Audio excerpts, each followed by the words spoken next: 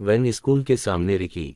सारे बच्चे उतर कर स्कूल की तरफ चल दिए, मगर हुस्न स्कूल जाने के बजाय जंगल की तरफ जाने वाले रास्ते की तरफ मुड़ गया। आज क्लास में इंग्लिश का टेस्ट था और वो ज़रा भी तैयारी नहीं कर सका था।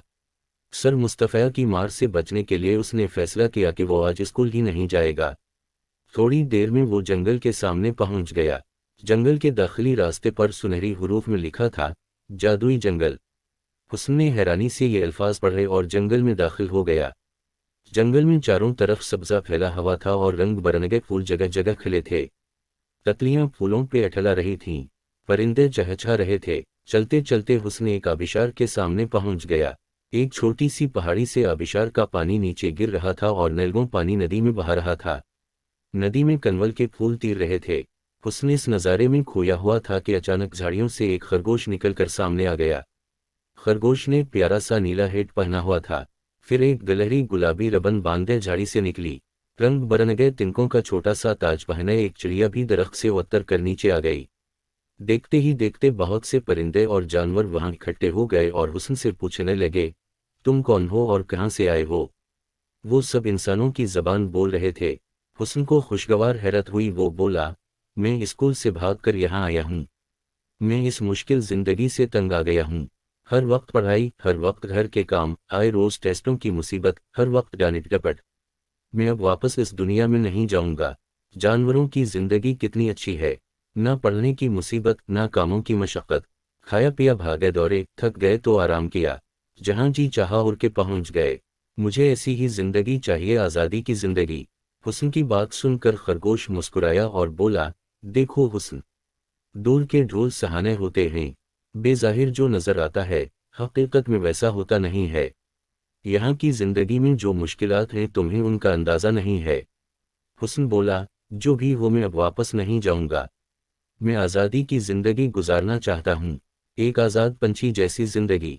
जानवरों और परिंदों में आपस में कुछ खसर पसर की, फिर गलहरी अपनी अनक ठीक करती हुई बोली, ठीक है हुस्न, अगर तुम्हारी यही मर्जी है तो हम तुम्हारी आरज़ू पूरी कर देते हैं।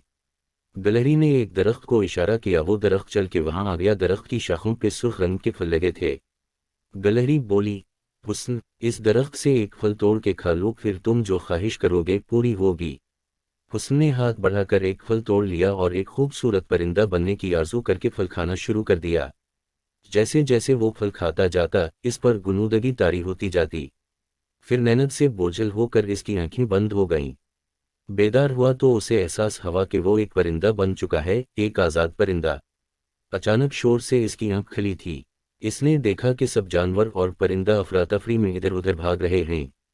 छोटे जानवर पनाह लेने के लिए झाड़ियों की तरफ भागे, जबकि परिंदे दरख्तों की शाखों में छपने लगे।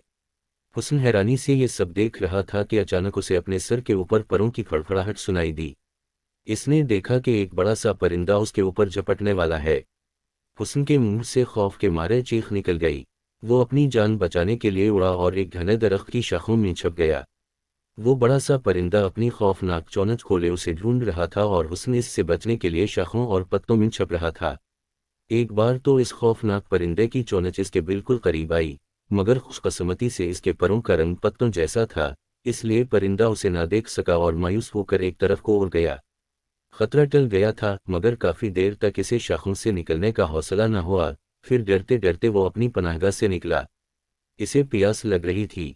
वो उड़ता हुआ नदी के किनारे आ गया, जल्दी से पानी पिया। उसके दिल को धड़का लग गया कि वो परिंदा फिर ना आ जाए। ये आज़ादी इसके लिए मुसीबत बन गई थी। वो फिर दरख्त पर आके छप गया। यूं ही शाम हो गई। इसे याद आया शाम को घर में चाय का दौर चलता था, साथ समोसे और बिस्किट होते थे। रात को मज़ेदार खाना सब मिलकर खाते थे। फिर वो कार्टून देखता और नरम बिस्तर पर सो जाता। मगर यहाँ अंधेरी रात थी और सुनाटा था और सोने के लिए दरख्त की खुरदरी शाख थी। यही सोचते सोचते उसे नींद आ गई।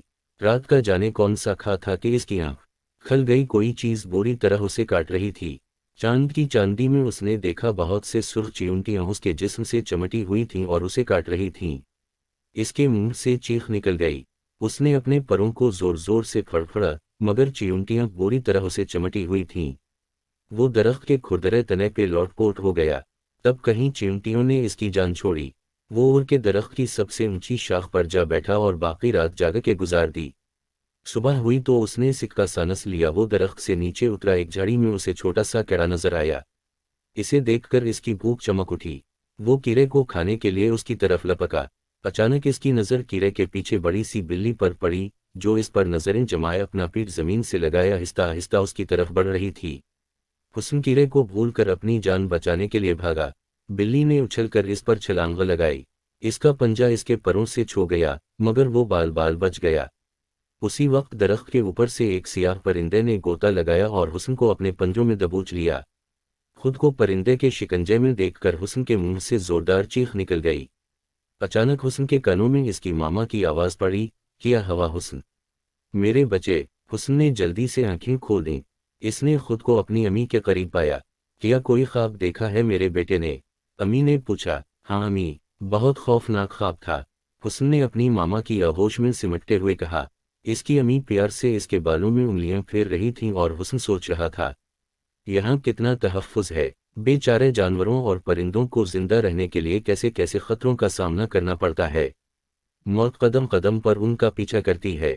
اللہ تعالیٰ نے اشرف المخلوقات بنا کر ہم پر احسان کیا ہے، اس کے ساتھ انسان ہونے کے ناطے کچھ ذمہ داری بھی ہم پہ ڈالی گئی ہے۔ یہ ذمہ داریاں، کچھ فرائض ہمیں عمدہ طریقے سے نبھانا ہے، تبھی ہم اچھے انسان